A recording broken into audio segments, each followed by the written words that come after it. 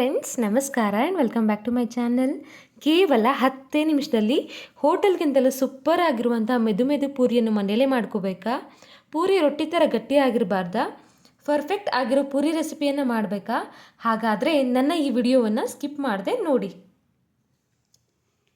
ಇಲ್ಲಿ ಬೇಕಾಗಿರೋ ಸಾಮಗ್ರಿಗಳು: ಅಡುಗೆ ಎಣ್ಣೆ, ಸಕ್ಕರೆ, ರವೆ, 1 ಕಪ್ ಗೋಧಿ ಹಿಟ್ಟು,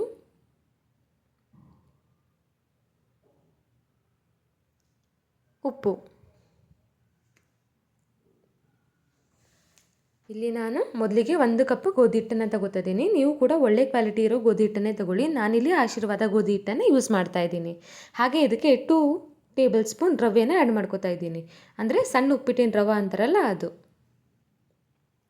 ಹಾಗೆ ಇದಕ್ಕೆ 1/2 ಟೇಬಲ್ ಸ್ಪೂನ್ ಸಕ್ಕರೆನ ಹಾಕೋತಾ ಇದ್ದೀನಿ. ಈ ಥರ ಹಾಕೊಳ್ಳೋದ್ರಿಂದ ಅದ್ರ ಬಣ್ಣನೂ ಕೂಡ ಚೆನ್ನಾಗಿ ಬರುತ್ತೆ. ಮತ್ತು ರುಚಿಗೆ ತಕ್ಕಷ್ಟು ಉಪ್ಪು. ನೀವು ಇದನ್ನು ಎಲ್ಲನೂ ಚೆನ್ನಾಗಿ ಮಿಕ್ಸ್ ಮಾಡ್ಕೊಳ್ಳಿ.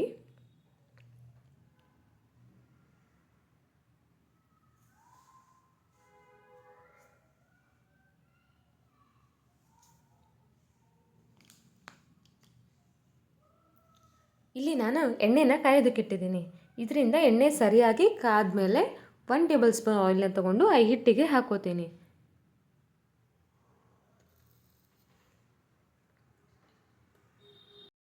ಆ್ಯಂಡ್ ಈ ಸೀಕ್ರೆಟ್ ನಿಮಗೆ ಗೊತ್ತಿರಲಿಲ್ಲಲ್ವಾ? ಕೆಲವೊಬ್ರು ಏನು ಮಾಡ್ತಾರೆ, ತಣ್ಣಗಿರೋ ಎಣ್ಣೆನೇ ಹಾಕೋತಾರೆ. ಬಟ್ ಯಾವಾಗಲೂ ನಾವು ಈ ಥರ ಬಿಸಿಯಾಗಿರೋ ಎಣ್ಣೆನೇ ಹಾಕೋಬೇಕು.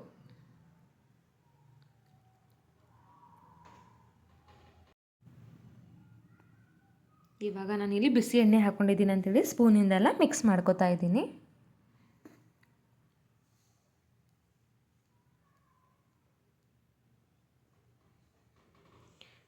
ಇಲ್ಲಿ ನಾನು ನೀರನ್ನು ಹಾಕಿ ಮಿಕ್ಸ್ ಮಾಡ್ಕೋತಾ ಇದ್ದೀನಿ. ನೀವು ಕೂಡ ಒಮ್ಮಕ್ಕಲೇ ಜಾಸ್ತಿ ನೀರು ಹಾಕೋಬೇಡಿ.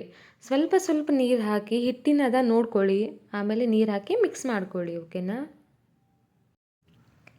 ಹಿಟ್ಟಿನ ಹದ ಚಪಾತಿ ಹಿಟ್ಟಿನ ಹದ ಇರುತ್ತಲ್ಲ, ಅದಕ್ಕಿಂತ ಜಾಸ್ತಿ ಗಟ್ಟಿಯಾಗಿರಬೇಕು. ಈ ಪೂರಿ ಹಿಟ್ಟಿನ ಹದ ಅಂದರೆ ತುಂಬ ಮೆತ್ತಗೂ ಇರಬಾರ್ದು, ತುಂಬ ಗಟ್ಟಿಯಾಗೂ ಇರಬಾರ್ದು. ತುಂಬ ಗಟ್ಟಿಯಾದರೆ ಏನಾಗುತ್ತೆ, ರೊಟ್ಟಿ ಥರ ಆಗುತ್ತೆ. ನಾನು ಹೇಳೋ ಟಿಪ್ಸ್ನ ನೀವು ಫಾಲೋ ಮಾಡಿ ಆ್ಯಂಡ್ ನಿಮ್ಮ ಪೂರಿನ ತುಂಬ ರುಚಿಯಾಗಿ ಬರುತ್ತೆ. ಆ್ಯಂಡ್ ನಾನಿಲ್ಲಿ ಸಕ್ಕರೆ ಹಾಕ್ಕೊಂಡಿದ್ದೀನಿ. ಕೆಲವೊಬ್ಬರಿಗೆ ಸಕ್ಕರೆ ಇಷ್ಟ ಆಗೋದಿಲ್ಲ. ನಿಮಗೆ ಬೇಡ ಅಂದರೆ ಸ್ಕಿಪ್ ಮಾಡ್ಕೋಬಹುದು. ಆದರೆ ಸಕ್ಕರೆ ಹಾಕೋದ್ರಿಂದ ಫ್ಲೇವರು ಚೆನ್ನಾಗಿರುತ್ತೆ. ಹಾಗೆ ಅದಕ್ಕೆ ಒಂದು ಕಲರ್ ಚೆನ್ನಾಗಿ ಬರುತ್ತೆ ಮತ್ತು ಗರಿ ಗರಿಯಾಗಿ ಇರುತ್ತೆ.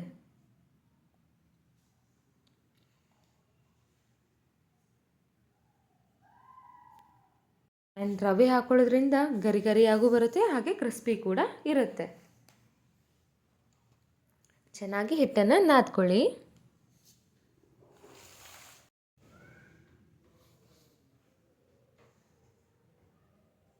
ನೋಡಿ, ಹಿಟ್ಟಿನ ಹದ ಈ ಥರ ಇರಬೇಕು.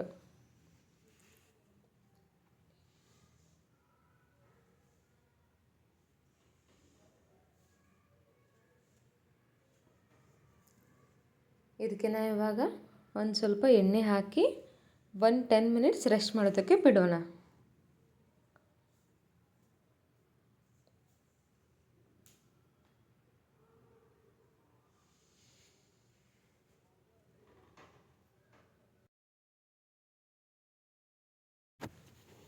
ಇವಾಗ ನಾವಿಲ್ಲಿ 10 ಮಿನಿಟ್ಸ್ ರೆಸ್ಟ್ ಮಾಡೋದಕ್ಕೆ ಬಿಡೋಣ.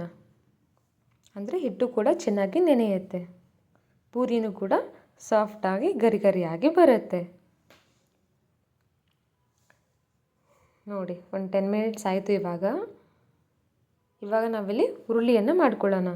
ಚಿಕ್ಕ ಮಕ್ಕಳಿಗೆ ಮಾಡೋ ಹಾಗಿದ್ರೆ ಸಣ್ಣ ಉರುಳಿಯನ್ನು ತಗೊಳ್ಳಿ, ಅವರು ಕೂಡ ಇಷ್ಟಪಟ್ಟು ತಿಂತಾರೆ.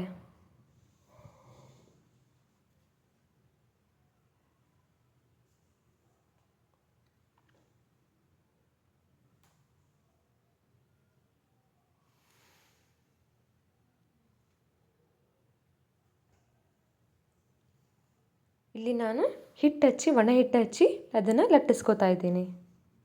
ಜಾಸ್ತಿ ಒಣ ಹಿಟ್ಟು ಹಾಕೋಬೇಡಿ, ಪೂರಿ ಗಟ್ಟಿ ಆಗುತ್ತೆ. ಆ್ಯಂಡ್ ಅದು ಒಣ ಹಿಟ್ಟು ಇರುತ್ತಲ್ವ, ಅದು ಎಣ್ಣೆಯಲ್ಲಿ ಬಿಟ್ಬಿಡುತ್ತೆ. ಆ್ಯಂಡ್ ಈ ಥರ ಲಟ್ಸೋವಾಗ ಜಾಸ್ತಿ ಪ್ರೆಷರ್ ಹಾಕಿ ಲಟ್ಟಿಸ್ಬೇಡಿ. ಜಾಸ್ತಿ ಪ್ರೆಷರ್ ಹಾಕಿ ಲಟ್ಸಿದ್ರೆ ಪೂರಿ ಉಬ್ಬಿ ಬರೋದಿಲ್ಲ. ನೋಡಿ ಸ್ವಲ್ಪ ಈ ಥರ ದಪ್ಪ ಇರಲಿ. ಇವಾಗ ನಾವಿಲ್ಲಿ ಎಲ್ಲನೂ ರೆಡಿ ಮಾಡಿ ಇಟ್ಕೊಂಡಿದ್ದೀನಿ. ಈಗ ಒಂದು ಬಾಣಲಿಗೆ ಎಣ್ಣೆ ಹಾಕಿ, ಎಣ್ಣೆ ಚೆನ್ನಾಗಿ ಕಾದ್ಮೇಲೆ ಪೂರಿ ಹಾಕಿ, ಅಂದರೆ ಅದು ಉಪ್ಕೊಳ್ಳುತ್ತೆ, ಇಲ್ಲಾಂದರೆ ಗಟ್ಟಿ ಗಟ್ಟಿಯಾಗಿ ಬರುತ್ತೆ. ಈ ಥರ ಪೂರಿ ಹಾಕಿದ ಮೇಲೆ ಎಣ್ಣೆನ ಹಾಕಿ ಈ ಥರ ಮೇಲ್ಗಡೆ, ಅಂದರೆ ಪೂರಿ ಚೆನ್ನಾಗಿ ಉಬ್ಬಿ ಬರುತ್ತೆ. ನೀವು ಕೂಡ ಈ ಟಿಪ್ಸ್ನ ನಿಮ್ಮ ಮನೇಲಿ ಫಾಲೋ ಮಾಡಿ, ಓಕೆನಾ?